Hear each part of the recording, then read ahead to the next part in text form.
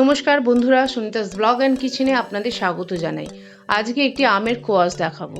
দুটি বড় মাপের আম খোসা ছাড়িয়ে প্রেসার কুকারে দিয়ে দুটি সিটি মেরে পাল্প বার করে নেব। এবার আমের পাল্প, চিনি, ফুড কালার, বিট নুন ও ভিনিগার।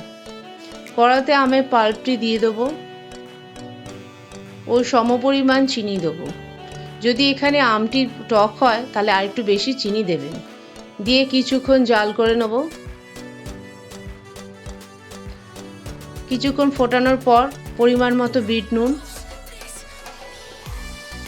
ও ফুড কালার দেবো। এখানে ফুড কালার অপশনাল, আপনারা যদি নাও চান না দিতেও পারেন। এবার নামানোর আগে ভিনিগার দিয়ে দেবো, এটি প্রিজারভেটিভের কাজ করবে। আমের কোয়াশটা ঠান্ডা হয়ে গেলে বোতলে ঢেলে রাখবো। এবার একটি প্লেটে ভাজা জিরে গুঁড়ো ও বিট নুন দিয়ে যে গ্লাসে আমরা সার্ভ করব তার মুখে এটি লাগিয়ে নেব দেখা সৌন্দর্যের জন্য। বন্ধুরা, বলে রাখি, এখানে যদি আপনাদের ভিডিওটি ভালো লাগে, যদি ইউটিউব থেকে দেখেন তাহলে সাবস্ক্রাইব করে রাখবেন, যদি ফেসবুক থেকে দেখেন তাহলে ফলো করে রাখবেন।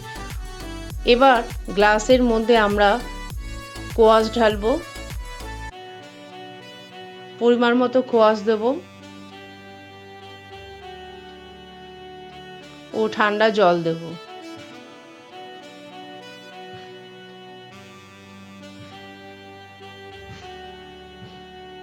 এবার ঠান্ডা কিছু বরফের টুকরো এতে অ্যাড করব ও নেড়ে এটা আমরা সার্ভ করব।